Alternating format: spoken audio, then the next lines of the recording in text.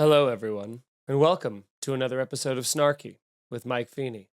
I'm your host, James Bond, apparently, because today, if you're watching, we have ourselves a brand new drink, and that is a martini. Not just any martini, but an espresso martini. How did we make it, you ask? Don't worry, you silly little bitch. I'll tell you. It is with vodka and Kahlua and espresso. Don't reinvent the wheel. Don't get cute with your orange liqueurs and your little orange rind twist. No, just make the goddamn drink, all right? And that's what we're drinking. Nicole is having her maybe only second or third espresso martini ever in her life. Is this correct? Yeah, this would be probably my second, but it's very good. Is it the number one in your heart? For sure. Now, if I had this is what I would have loved to do, to sprinkle a few coffee beans on top, little espresso beans as a garnish, do a little three bean drop. That's something I would have liked to do, but didn't have the espresso beans to do that, unfortunately. But either way, the problem with this is that I'm going to drink it too fast. So I'm trying to just take a whisper of it each time I drink. And also, you should know, this is going to be a little bit of a different episode. This is going to be more like episode, I don't know what was the one that we did, maybe 4 or 5 or something, where we had to record back-to-back episodes. So this is coming off the heels of last week's episode. We came right back. We went from our margarita. Now we're double dipping, second drink. So this episode is going to be loose. It's going to be off the rails. Again, if you're just watching the show for the first time, welcome. Where have you been? We've been waiting for you. This is a podcast with strong cocktails, stronger opinions. So I will talk about things I hate. I will talk about things I love passionately and defend it to the death. And you guys can help form the show if you want by sending me things that bother you, things that you think would bother me. Send them to snarkypodcast@gmail.com. And if you're new here, like I said, welcome. Check out the other episodes. Leave a review. Tell a friend. And let's get going, because I had something that happened to me when I was coming back from Skankfest a few weeks ago. I was flying back from Houston, and here's my thoughts. I'm a big exit row guy.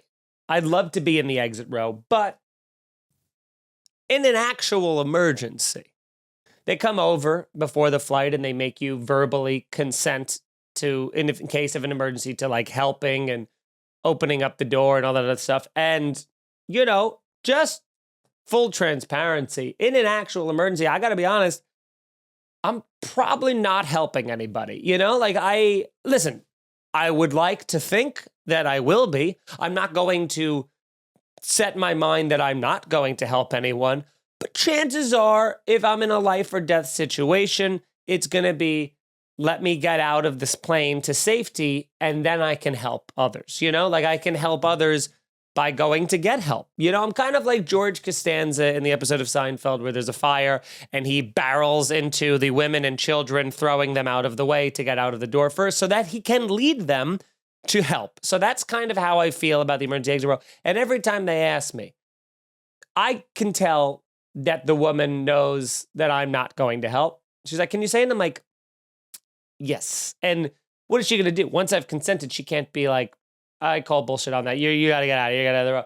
Because I'm doing it for the leg room, But if you do it for the leg room and you pay the extra $75 so that you can guarantee yourself the first one out of this burning, sinking, crashing plane, you're out. You're the first one out. And you can't put a price on that. You can. It's $75. But that is a small price to pay.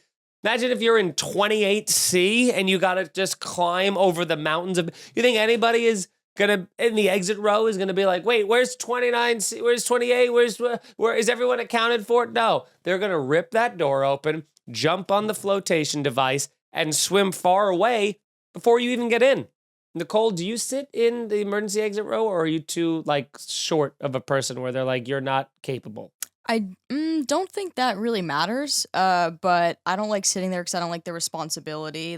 I took a CPR class, I'm certified, can't remember a single thing, so I don't want to be in any situation like that where it's like, I can't help. It's a fun little CPR flex you did there. I'm CPR certified, so that I don't remember how to do it despite taking it. That's not even remotely a flex. I know how CPR. I know how to do it in the Heimlich. How do you forget how to do CPR? What do you mean? There's no way to.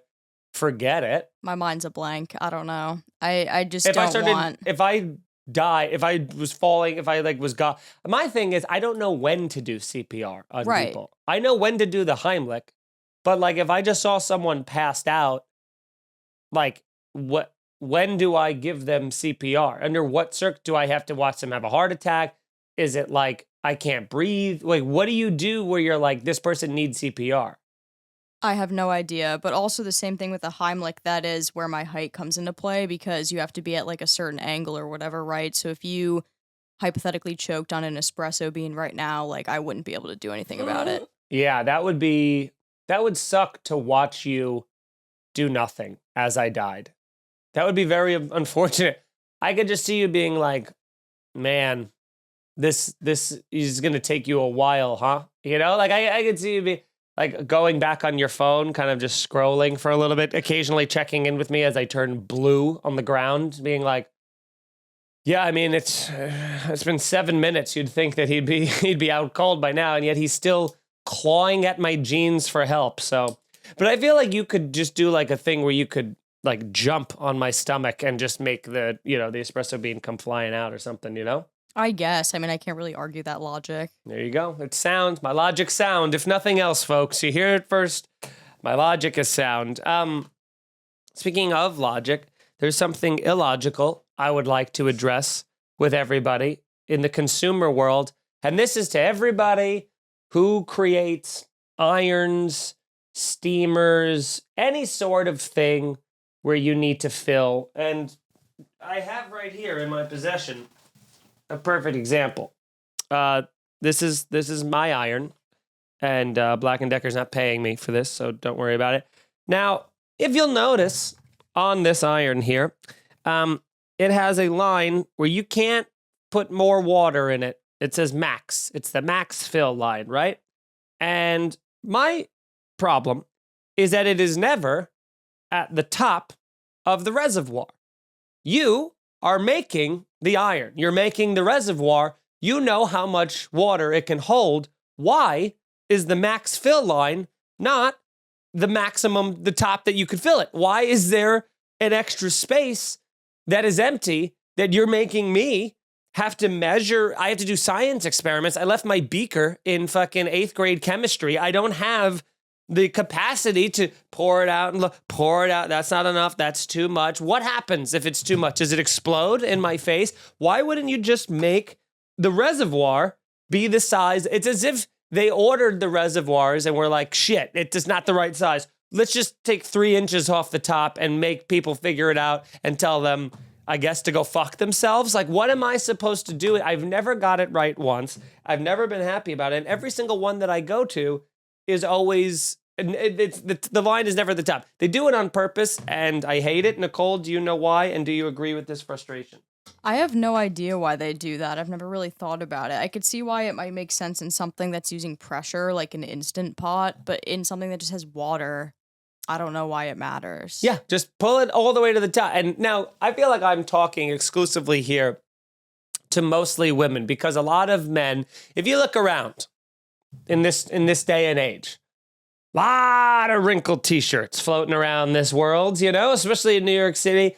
And I don't, you know, I'm not I don't iron a lot, you know, I don't iron on a daily basis, but I'm not going to look like a fucking scumbag, you know? Like, I don't think, Nicole, do you find it less attractive, more attractive, or no difference when a guy has a very wrinkled shirt on? I hate it. I won't allow it for myself either. Like, if I've let something get wrinkly, I just put it back in the dryer completely dry to, like, steam it. Oh, that's interesting, because that's my only problem with my drop-off laundry service is the way they fold it. It's like in a tight, neat package, which looks very good to stack in your drawers. But when you take it out, it's like 2 deep wrinkles down the middle of the chest. The arms look like an accordion. And it's just like every t-shirt I have looks like it was punched into my drawer. It's just a ball. And every single one of them has to get steamed or something like that. But again, this whole thing of being like, I don't give a shit, man. Like, that's my style. That's who I am. I'm a fucking, what's your style? Lazy? Is that your fun Is that your fun, cool little personality you're trying on? Guy who doesn't care so much that he's willing to look like a slob? I'm not saying you gotta be fucking buttoned. Listen, not everybody can be this. You can't all be buttoned up and have it all put together, but sometimes just put in the minimum amount of effort. Is that too hard to ask of people? Is to be like, hey, don't look like you slept in your clothes and you toss and turn in your sleep. You know, that's my request. That's it. I don't know. I'm looking at how much of this I've already drank, and there's so much show left, and it's gonna be a problem. Well, in other news, aka the same news, I just looked it up. I guess the max fill line is just so the iron doesn't leak, but I feel like it just leaks anyways. First off, the iron always leaks. Every iron always leaks. It sucks. Why is water coming out the holes all of a sudden? Now half of my shirt's wet.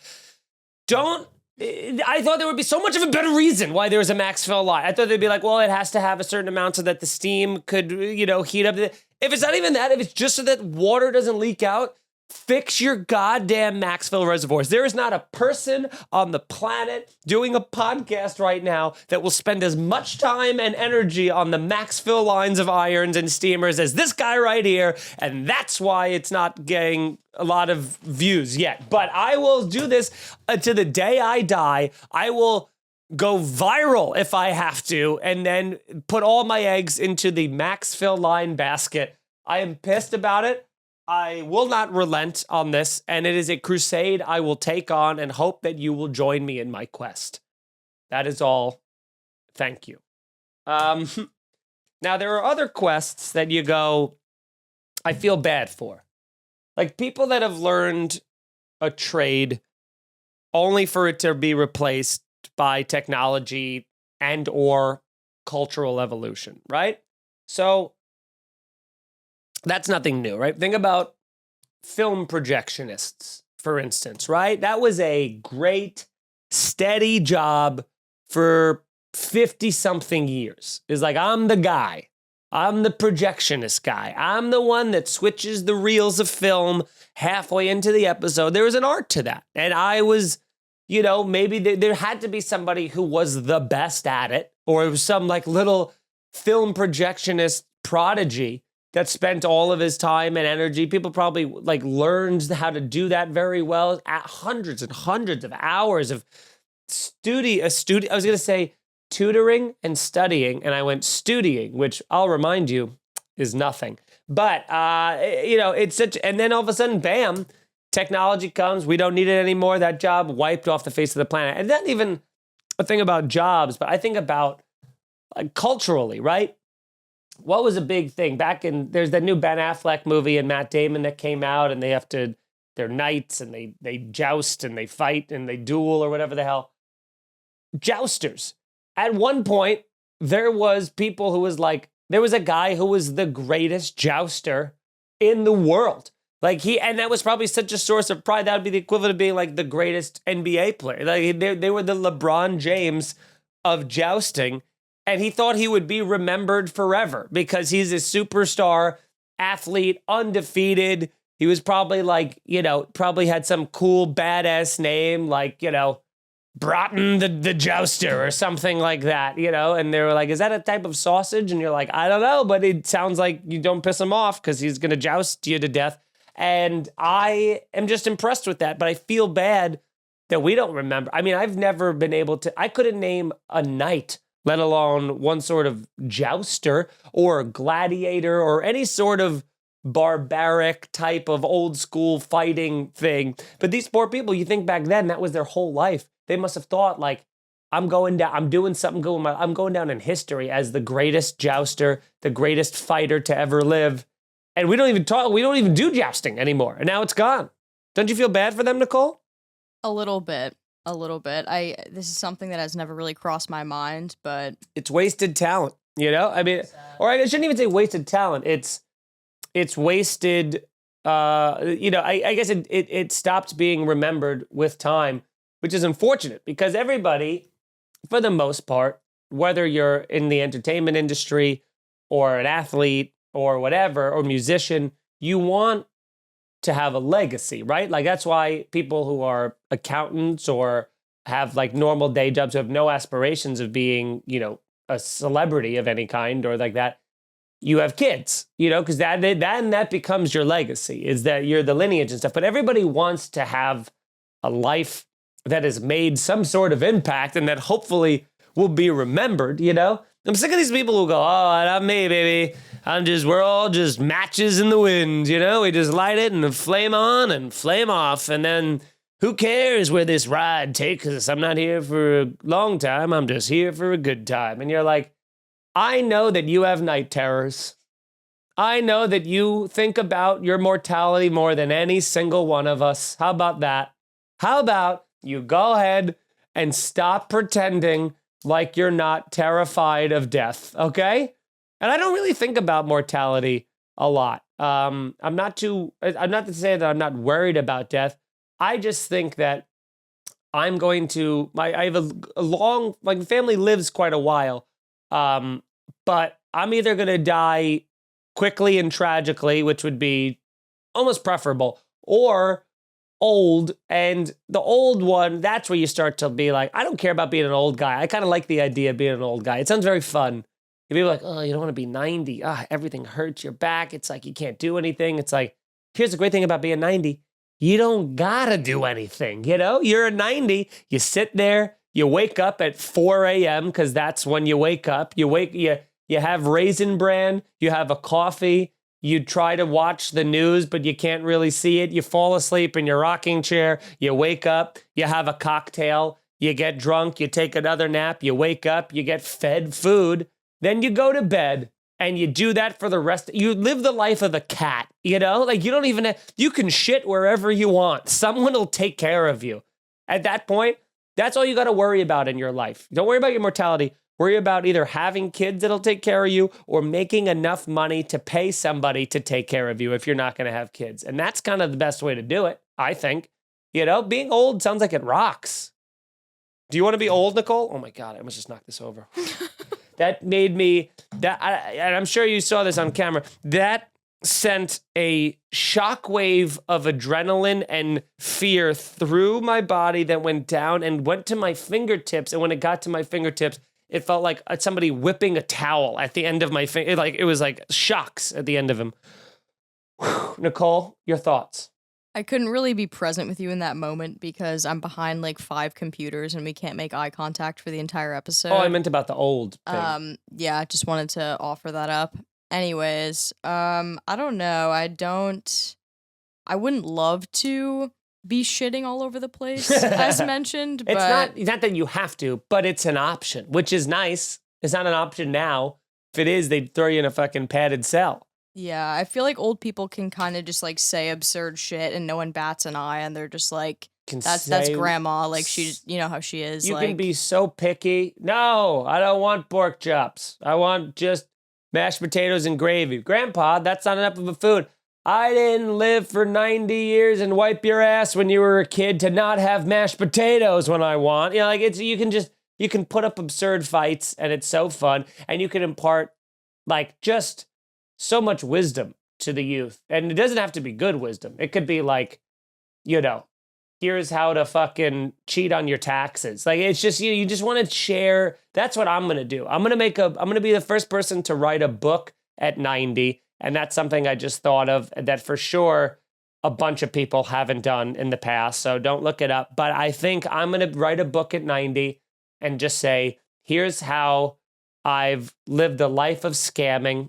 And you should too. The Mike Feeney story.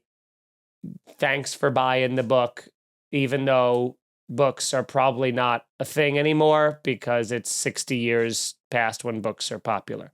And that's that. It'll be a long time. We're workshopping the title, but it'll be pretty good. I see my dog in the corner is doing warning barks. He's doing the thing where he goes, it almost looks like he's burping and just kind of having like acid come on, Jeet. You're going to fuck up my whole podcast, goddammit. Jeter. All right. Sorry about that, folks. Dogs, you try and hit them, but they don't listen. Just kidding. Whoops. I love the idea of sleeping anytime I want as I get older. I feel like right now, if you take naps, people see you as lazy. We're like, naps, Jesus Christ, you could be doing so much today. And to me, sleep, it really is a drug, isn't it, Nicole? Yeah, I love sleeping. I look forward to it so much. It's kind of upsetting. Now, and I'm not saying that I'm more tired, but I've never been less tired after taking a nap. I'm just, the tired does not change. And I've been thinking about it, and sleep really is like I think it's on the same level of like a narcotic, like of a drug, because you sleep too little, you're short-tempered, you go through physical withdrawals of being tired, right? You're like a zombie. You could hallucinate if you don't have enough sleep. Too much, and you're groggy, and you're out of it. Yet for some reason, all you want is more. I slept 12 hours last week. I woke up. First thing I wanted to do, go right back to bed. All I could think of was, fuck, I'd love to do more of that. That's a drug addict mentality that we have towards sleep. I've shucked responsibilities, canceled plans to sleep. I feel like you're in a cracked in. You draw the curtains, you put tinfoil on the windows. That's what you guys do when you go to sleep, right? That's sleep. That's what it is. It's a drug, I think it's, we got something there. That's the FDA, not the FDA. Somebody needs to investigate it, but FDA's Food and Drug. But I guess they would do it because they're a drug. FDA does the, like, cocaine research and stuff, right? The cocaine research. I don't know. Nicole, if you repeat the thing I just said back to me in a snarky tone like that, the show's done. I'm all right? repeating it solely for myself because I'm trying to keep up. Like, I'm not well. I've been unwell since this started. The cocaine research? That's the show, everyone. You want to see Snarky, you've got one. You've got one on the producer, Mike. My drink's done. And now I have a lot of show left. So, again, this episode will be different from the rest. Okay? I'm going to need more time to figure out things. I turned to a page being like, I got plenty more. It's blank. All right? So what we'll do is we'll panic internally while talking externally, and we'll reroute, and we're good. I have more things here. Here's something. I don't know if this means anything to anybody but me. I have observed over my life, everybody's aunt, and I say aunt, not aunt. I don't know if come at me, I guess, if that's a thing. That's another thing. I'll stop right there and do that. Fuck that person, huh? If you're a person who goes, someone says aunt, and you're like, aunt, it's aunt. Get the fuck out of Dodge. I'm so sick of people being like, you say Mario? It's Mario. All of these things that people try to be like, and then this, and with this, it's not this. I'm saying aunt, and I don't give a shit. What do you say, aunt or aunt? I say aunt, but I also say Mario. What do I say? I say Mario, I think. Super Mario, brother. Yeah, I say Mario. I say Mario. I say aunt. You got a problem? Take it up with the fucking judge. How about that? Everybody's aunt is a worrier. Do you find that? My aunts, all worriers. They're I have great aunts. They're fantastic aunts, loving, kind, wonderful people, but they worry a lot. Everybody's aunts that I know, worriers. Even the fun, crazy aunts are still like, are you doing okay? Watch out, be careful, don't drive too late at night, wear your glasses. Like every single aunt that I know is a worrier, and I don't know why. Nicole, have you experienced this? Do you find this to be true? Please agree with me. Yes, extremely. Perfect. I would say maybe 10% of my aunts are like, okay. How many aunts do you have? I have a lot. My mom has 4 sisters, and they are So what's people. 10% of 4? 1 person. So 25% of your aunts. Oh, I ain't no one of them math guys, but if I'm crunching the numbers up here in the old noggin, sounding like a lot more like 25% of your aunt, but that still is a 75% success rate. And that if you do that, you're walking into the Hall of Fame. So I think we're on the same page. Everybody's aunt is a worrier. I don't know. Uncles, the exact opposite. Most uncles couldn't be less of worriers. They're fucking free spirits, man. Uncles are known for many things. They're known as the drinkers. You have the uncle that's there's like a stereotype of various uncles. There's not a lot of stereotypes of aunts. There's like the crazy aunt, I guess. But then they're all worriers. Uncles, you got the drunk uncle, the guy who comes in drunk on holidays, says some racist shit or just some wild shit. You have the unemployed uncle who's like doesn't work anymore and you're not sure why or how he has enough money to like get by, but like it's not discussed ever because something's going on, sort of a situation. Maybe there was a lawsuit against the city years ago.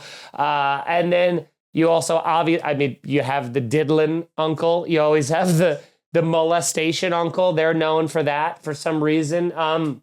But I mean, my uncles, let's see, I have three uncles.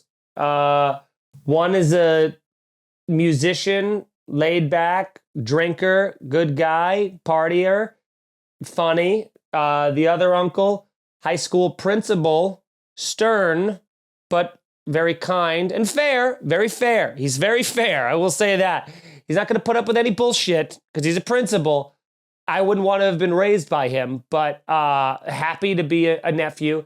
And then my other uncle, wrestling fan, the one that didn't have a job, you're not sure where the money came from situation, and let me stay up late and smoke cigarettes 2 feet from me my whole childhood. So you're like, it's you have the type of uncle. How are all your uncles?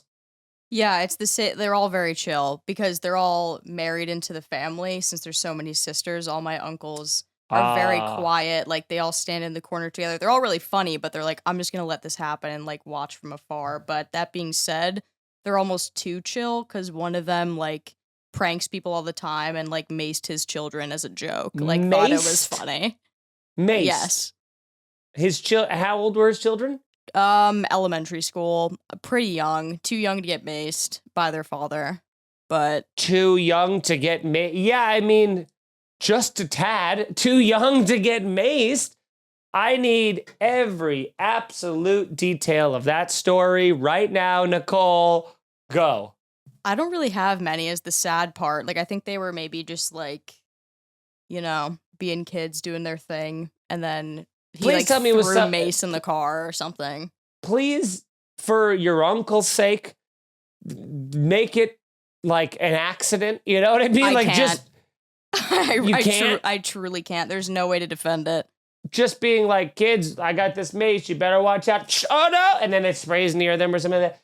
But he like pulled the pin on a mace grenade and threw it into a closed car with them? As far as I understand, yes. Wow. All right. So super bad guy who should not be in charge of his kids anymore. But all of my uncles, I'm realizing every single one is family. None of my uncles I don't have one uncle that's married in. They're all actual like blood. Yeah, all of mine are married. Because my dad has one sister and my mom has 4 sisters. We're learning a lot. And while we're learning, I would like to learn more about Nicole because we found out about her camo croquis a couple of weeks ago. Somebody beautifully commented the C in Nicole C. Lyons stands for camo croquis. So if you ever see her, just go, camo croaks, what up, what up, what up? And then she goes and she pretends that she picks up croquis that aren't there and puts them on her head and goes, bang, bang, and does like a finger gun thing. It's super embarrassing, but she does it. But your dad is a listener. I don't know if he's a listener to the podcast or if he just knows the format, but he has submitted a long request, comment, question, concern for the podcast, right? Yeah, he did. Both my parents listen, which is like a new thing for me. They don't really. Oh, I love that. They don't really listen to much of this stuff, but I mean, I wouldn't love for them to be listening to YKWd, so I'm cool with that. But yeah, my mom. I think my mom listens to this. So hi, my mom and Nicole's mom and dad. Isn't it fun when they figure out podcasting? it's kind of a fun nightmare for us, you know, where you're like, we could say whatever we want, and then your mom calls you and's like, why did you say that on that episode? And you're like, well, I didn't know you were listening, and now everything's got to go through that filter from here on out. So please don't figure out Patreon, you know? Let's get to your dad's.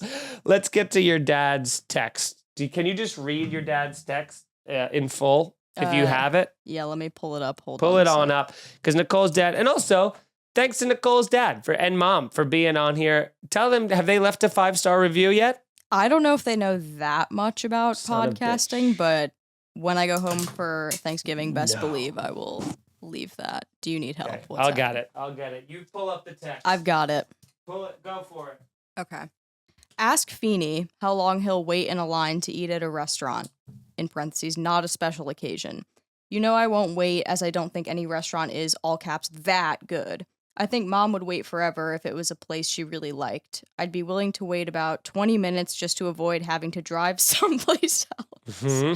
I'm only 1/4 of the way through. However, if the place had a decent bar where I could wait, in parentheses, where it was quiet and not too crazy and I could carry on a conversation, I'd wait up to an hour. In my view, there are really no places worth waiting in line for. When Mom and I went to Alabama to watch the SEC baseball tournament. Such a dad text. We went to a Papado, don't know what that is, seafood restaurant. No one's ever known what that word was. And the wait was 2.5 hours, and people were actually waiting outside. No bar, freaking nuts. Here's the biggest red flag of all. I'd rather go to a Long John Silver's and grab some fish sticks if I was jonesing. Dude, I'm not okay. Dude, if I was jonesing for seafood that badly, end of text. Now, I think this will probably take us for the rest of the episodes because we have just so much to unpack. Now, first off, I love how long would you wait? There's no restaurant that's that good. Now, obviously there are restaurants, but I will say in principle, for the most part, I agree with his stance. Erica is a staunch no line woman. She hates waiting on lines. She sees it as a personal offense, and she sees it as an attack on her place in society because, you know, people high in society don't wait on no lines, okay? So I understand that. I did like how he threw your mom right under the bus, and you're like, Mom would fucking wait, but I'm not waiting, you know? I up to 20 minutes is very short of an amount of time to be like, that's it. Now, I will go with him on this. If the place has a bar, a good bar, the line time is added tremendously to what I will wait. If you're telling me what's the longest I will wait for food at a place that doesn't have a bar, I would say probably like 20 to 30 minutes if it's like famed and acclaimed and everybody is talking about it. That's about the most I do. There are a bunch of places in Astoria where people wait an hour and a half, 2 hours every single week because it sells fucking brunch. Because they're like, well, guess what? They not only sell eggs, but they dust their eggs with Captain Crunch. And you're like, that's not worth it. And by the way, they're $17 eggs. You're like, it's not worth it. Now, you throw in a decent bar, we're in a totally different situation. I'm willing to wait up to an hour and a half if I have a great bar. A lot of places, what I like to do is I'll put my name on a list and then leave and go to another bar, wait for the text or the call. There is a great place in Astoria, seafood restaurant, very famous, by the name of Taverna Cyclides, and it is a Greek seafood restaurant, family style. You could go there right now. You could go there on a Friday night. You can go there on a Wednesday afternoon. It will be the same line, which is upwards of an hour and a half to 2 hours, and they don't take reservations. And fuck you. And I think it's cash only. They're killing it. Unbelievable Greek food and seafood, right? But here's what they do, which is why they're the best. While you're waiting in line, they come around with free red and white wine for you to drink while you wait in line. It is the best. And when we were younger, Erica and I, we would go there mainly to get drunk for free. And then if we lasted long enough, we'd also get Greek food. You know what I'm saying? Like sometimes you just get on that line. It's a Friday night. Who wants to go out drinking for free? And let's go stand in line in Astoria, people watch, drink white wine. And it's all house cheap shit, but you're getting drunk for free. And then you're like, am I too drunk? Should I just go home? And then as you're like, you know what? We're going to get off the line. They go, Feeney, party of 3 or whatever. And then you go, let's go eat a ton of food. And then you buy a ton of food and you're good to go. That's the way to do it. I love a good bar. But if you don't have a bar, you cannot make me wait for almost any length of time. How long would you wait? I can't even respond because I have to say this. I just looked up this place. I thought like Papado or whatever it is like a type of food. I think this is a legitimate chain restaurant. A chain? Yes. Like a Cheesecake Factory thing? Yes. Like when the suggested things next to it were like Texas Roadhouse. No, yeah, you can't wait on a chain like that. It's although I will say this, did I talk about this? The H&H, the Essa Bagel story. Did I talk about this, Nicole? You did on the Patreon. On the Patreon. Well, just to quickly tell it on this, this is an example of a line. Essa Bagel is like one of the highest, most popular bagel places in New York City. Very, very popular. Always a line. I was in the city. I had an hour to kill. I was on the phone with my dad. I see a line, 15, 20 people out the door. And I go, whatever. I got time to kill. I'm on the phone. I want a bagel. I'll get a bagel. It takes about a half hour to get into the door. I hang up the phone. Now my phone call's over. I open the door thinking the counter is going to be right there. Instead, it snakes like 2 and 3 all the way down. It's like an additional 30 to 40 minutes. And now I'm stuck at this crossroads of, do I leave a pot committed to 30 minutes already to get this goddamn bagel, or do I get off the line? And of course, I convinced myself it wouldn't take long. And I went and got the bagel. And it took an additional 40 fucking minutes. And I waited over an hour for a goddamn bagel. And when I got to the front, I was like, I'll have a cinnamon raisin bagel with cream cheese. And they were like, cool. What are the other 30 things that you're getting? Obviously, because you've been waiting so long. And I go, no, that's it. And then they go, wow, order's coming up in a few minutes. So I felt like an idiot. I'll never do it again. Very good bagel, but I'll never, ever, ever do that again. And only because I had time to kill. But normally I'm not into that. The other place that would be worth waiting, Au Cheval in Chicago. And I guess they have one in New York too. Best burger in the country, rated. Best. It's going to blow your mind if you go. If for some reason you live anywhere near Chicago and you haven't gone there, go there and get it right now. It's the best. That'd be I'd wait up to an hour for that. Even if there was, no, not if there wasn't a bar. But if I knew there wasn't going to be a bar, I would bring some road sodas and hang out. That's what you got to do. You got to bring some road sodas. You hang there, you drink. But let's continue on because there's more stuff about. So I agree in principle. I'm on board with your dad for pretty much all of this. 2.5 hour line for a chain though? Apparently. I mean, that's insanity. But also that's where they went is a little bit crazy. Let's just scientists trying to, handle nuclear energy with gloves very sensitively without exploding the entire building. Let's try to unpack that Long John Silver's thing, huh? Now, I've seen Long John Silver's in the wild, but I've seen commercials for them. My mom used to work at a nail salon that was across the street from a Long John Silver's. I don't know if I've ever seen a Long John Silver's standalone. I think they're always like Long John Silver's / Taco Bell / KFC. I don't know that they can sustain as an entity on their own. I also have never seen anybody inside of a Long John Silver's. I've never seen a line. I've never seen a sole person ordering food at I don't know what you'd get at a Long John Silver's. I assume every single thing, they should just have one thing on their menu: fried fish and chips, right? Like, what is their menu looking like at Long John Silver's, Nicole?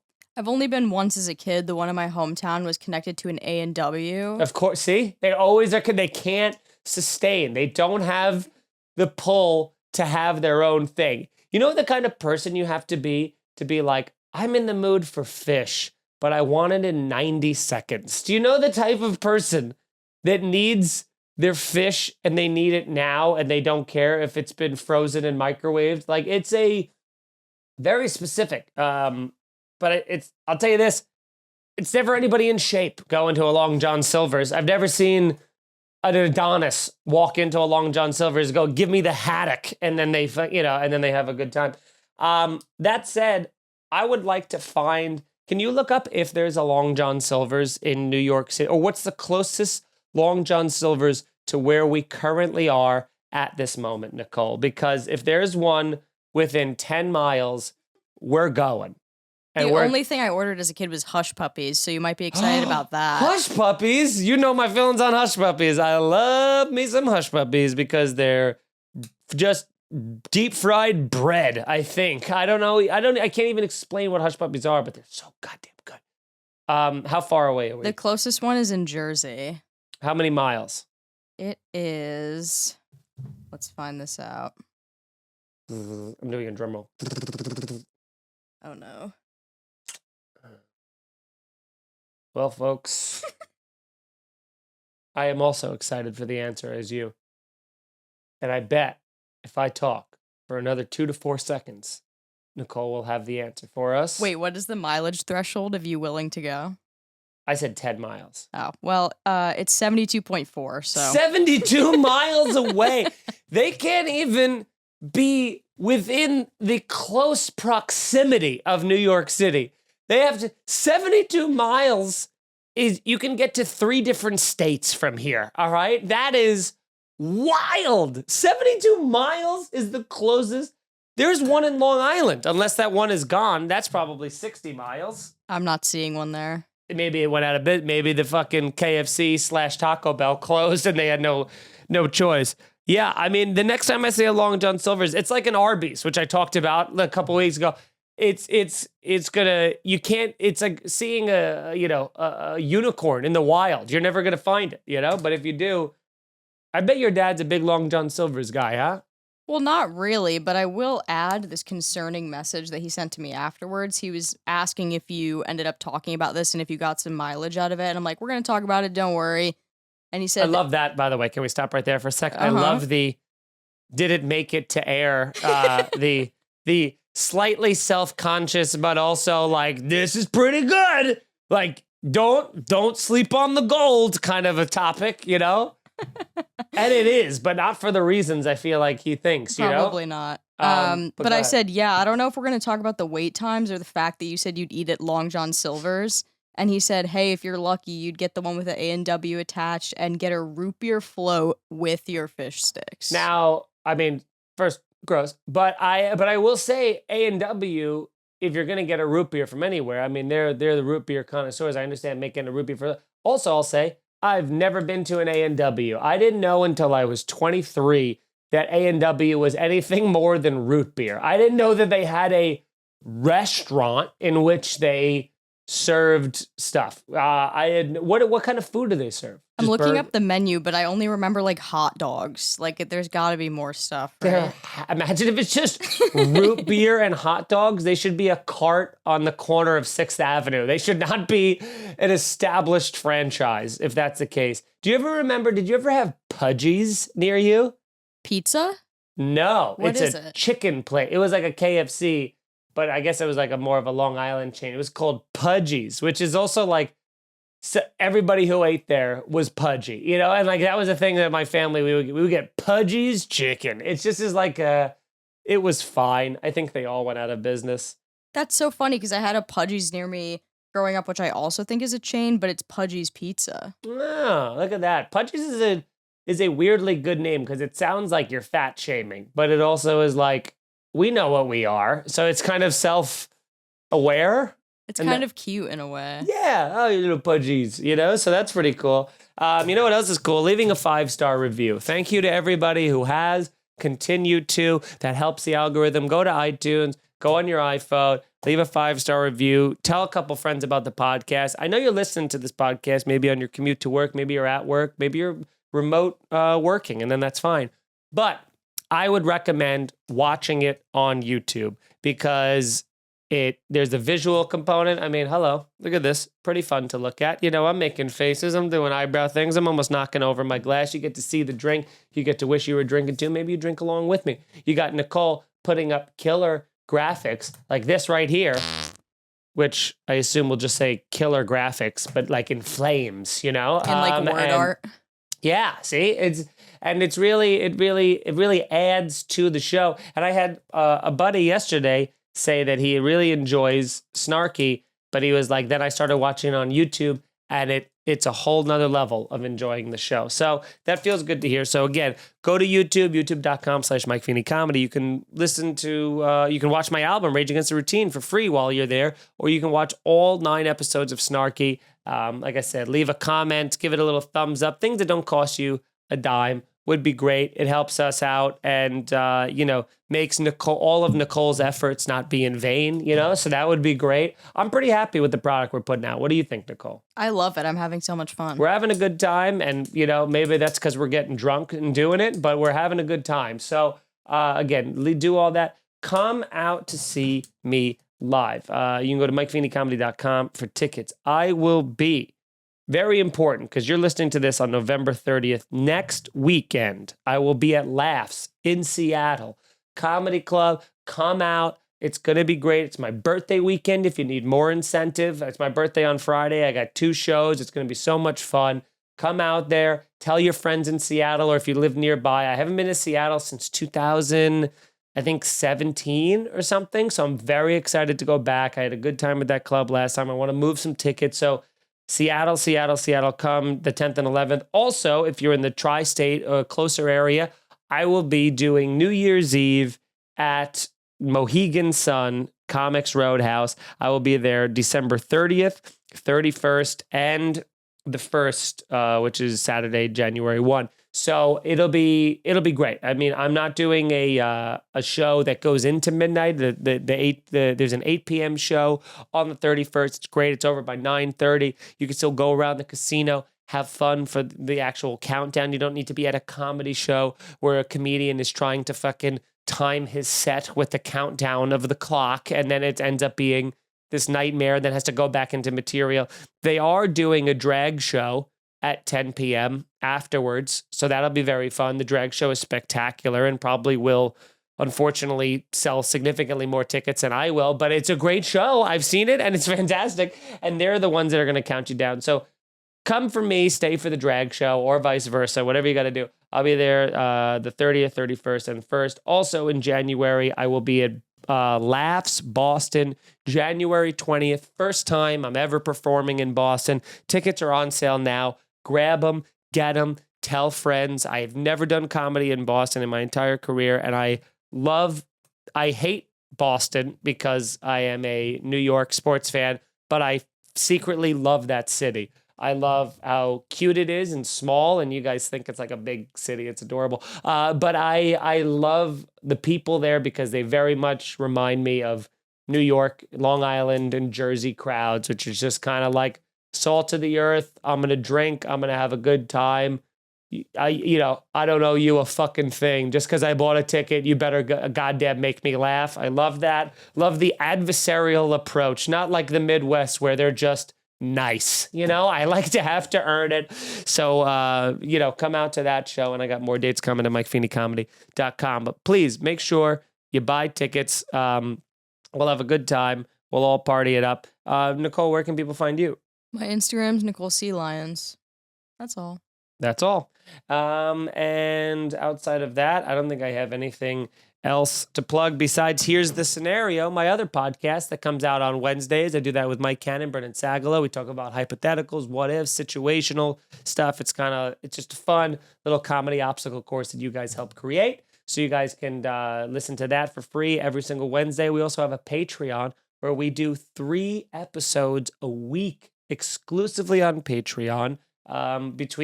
We do our bonus ep, we do a just kind of a chill, relax, blunt with the boys episode where we talk about whatever we want. We also put up a bonus episode of Snarky, which is just based on suggestions and topics from the Patreon fans. And we go in and do all that stuff. So if you're enjoying this show and want an extra 15 to 25 minutes a week of Snarky plus a bunch of other stuff, you can get on the Patreon for as little as $5 a month. It's crazy. So get on, have fun, and that's it. Let's get back into the show, which is, someone said this to me, for true? Boy, oh boy, Nicole. And someone didn't say for true. Oh, I was you're talking to me right now. I was reacting to Nicole. Because the time has flown. After this drink is emptied, the time has flown. Here I thought we wouldn't have enough to talk about. Turns out I've been yammering on for upwards of 50 minutes. Someone said this to me the other day. Have you ever heard this, Nicole? Hurt people hurt people. Mm-hmm. They said this to me, and they were trying to be profound, obviously, but I thought that was someone I thought they were just trying to hypnotize me into doing their will, like a mantra, you know what I mean? Where they're like, hurt people, hurt people, hurt people. And I'm like, yeah, let's fucking do. Oh, no. Oh, I see what you're saying now. I see. I thought you were just trying to get me to do your bidding. So all right, I will no longer kill the president, I guess. God damn it. That can't be on YouTube. Whoops. Sorry. Just kidding. FBI. I wouldn't even know where he was. I don't own a gun. Not that it's hard to get one, but I could easily get one. I mean, I can get one in 30 minutes or less, I bet, before my wait at Long John Silver's, before I can get to a Long John Silver's, I could get a gun. Not that I do anything with it, but, this country, gun laws, right? Am I whoops. All right. Redacted. Zit. Like a glitch. Yeah. Whoops. God, this has got to get over soon. How about this? This has turned into, is this anything? Is this anything? Look at that. Boom. Where'd I get that name from? Definitely not the book on this table. Here's something fun you guys can do. Take home this with you. If you're in a group of 3 people, or take home this with you. I didn't catch it until Nicole laughed at my words, which triggered every insecurity and anger receptor, but also made me realize this can't be released. If we put this out, there's no telling the repercussions. If you guys are enjoying the Drunkcast, you let us know in the comments. Be gentle. Let's just go into I was going to talk about one thing. Let's just get into questions. Thank you for submitting questions. Submit them to snarkypodcast@gmail.com. Nicole's head is on her keyboard. I got this. This is a couple we got here. We got one from, who is this from? From Nick. He says, this annoys him. People who sneeze or cough and then say, sorry, COVID. It's hacky and overused. And Nick, I got to tell you, buddy, we are in direct lockstep on this one. I cannot that was funny for the first month of COVID. It's been a year and a half. We got to move on from the, sorry, COVID. It stinks and it's annoying. I mean, you said it perfectly. It's hacky and it's overused. What I like to do to mix it up, go a little retro, you got to mix it up. You sneeze in public, everyone looks at you, you go, sorry, AIDS. You throw AIDS out there. It's fun because they're like, AIDS doesn't really kill people anymore. Also, is Mike gay or does he have a drug problem? How did he catch it? There's a lot of questions that come into it. And I'm more trying to make people think, or you just say something that doesn't even logically make any sense. You sneeze and you're like, sorry, Alzheimer's. And now they have to put the pieces of what that means together. But here's the beauty. If you say you have Alzheimer's, you can say whatever you want and it gets dismissed. If you're like, it's so weird that blue pigeons fly upside down and people are like, what? And then you go, sorry, Alzheimer's. And they go, I'm so sorry. Absolute blue pigeons they fly upside down when they're going north for the summers. It's a whole, you can kind of get away with it. And that's how you kind of like manipulate people to your own will. And those are kind of things just for you, and that's fun. And then somebody else sent this question in, and it was a couple weeks ago, so I apologize. I lost your name where you were, but thank you very much for sending this. Again, snarkypodcast@gmail.com. Send a bunch in. Send them all in. People who don't return the shopping cart to the little shopping cart hut in the parking lot. You can tell a lot about a person by their willingness to leave the cart rather than walk 20 feet to return it to its home. Now, I'm a bit of a I don't know where I fall on this because I'm torn. I hate when I try to park in a spot and there's a shopping cart there that could have easily been returned. But I also hate going, if it's more than 10 feet, to the shopping cart to return it to its little home. Now, I will say on the other side, I love getting a full steam of run with the cart and then ghosting it into the other shopping carts. You know, it makes that shopping cart on shopping cart smash sound that you just can't get anywhere else. You know, just that metal on metal crunch. That's a very fun thing to get. I also love to auction it off to a nearby person who's trying to look for a cart, or to the guy who collects carts for a job. What a great gig that is, by the way. People go like, oh, that job must suck. It's a lot of physical labor and pushing, and how do they control when it's like 30 carts deep? Listen, you're out there, you know, in all types of weather. You're having a good time. You probably got music playing. You're helping a lot of people because they're like, I don't want to fucking walk the 20 feet. And you're like, I got you. Is there anything better than when you finish unloading your cart to your car, you look, it's halfway across the parking lot, and you do that thing where you go, well, certainly I'm not walking all the way over there. I will wedge it in between two cars that are behind me, and then I won't have to worry about that. And then you just hear from the distance, like an angel, like Santa Claus who's coming to town, you just hear, you can leave it there, I got you. And immediately you're like, and so the day is done. You know, like all of a sudden, life's not so bad, you know? Just now I got Long John Silver's time. I can go drive there and hang out and have a good time with my cart. Nicole, do you return the cart or do you not? I'm going to guess I picture you as a person who does return the cart, and not because you want to be a good person, because you fear that someone's going to see you not doing it and then call you out and start a conflict with you. Yes, 100%. Yeah. But I do scooter it back. Like I ride on the cart back. Yes. Did I ever tell you a story about my mom doing that, which is very fun? My mom had a fun moment of whimsy. I guess the cart wasn't empty. She had a full cart of groceries from my mom's. This is what moms do. They don't just go to one grocery store. They go to different grocery stores for different things. So my mom's like, she'll go to 4 groceries. She'll be like, I go to Publix for the eggs and the fish, and then I go to Sam's Club and Costco for the meats and the vegetable. Like everything is like, you know, where the cheapest things are or wherever. She had a full cart from like Sam's Club or something, and was like, had that fun moment of walking back to her car and then looking around, nobody's around, and then being like, you know what?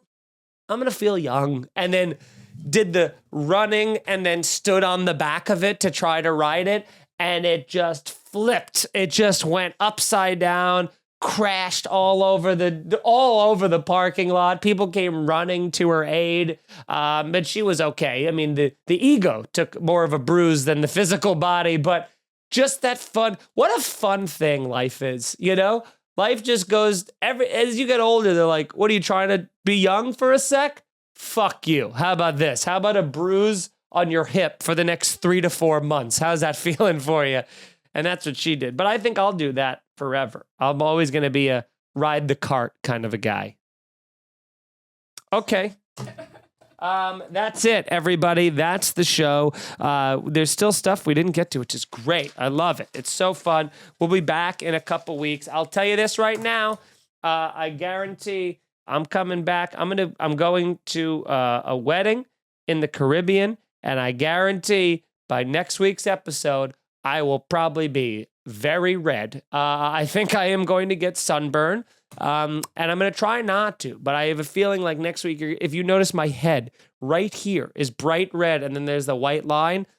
You know, I guess I'll talk about it. But regardless, thanks everybody for watching the show. You're all the best. I love you. I hope you had a great Thanksgiving. It's Christmas time, baby. You had the best eating holiday of the year. Now you're gearing up for Christmas or Hanukkah, you know, whatever you fancy. No one really looks forward to Hanukkah, though, you know. 7 days of fucking, 8 days of gifts or what. It's, it's not the same. I'm sorry to say. I mean, you knew that. Obviously, you grew up as a child. You saw what we have. But, good for you for sticking to it, with the Hanukkah thing. And second fiddle, I guess. Jewish people are fiddlers, right? Fiddler on the Roof. This has gotta end. Goodbye.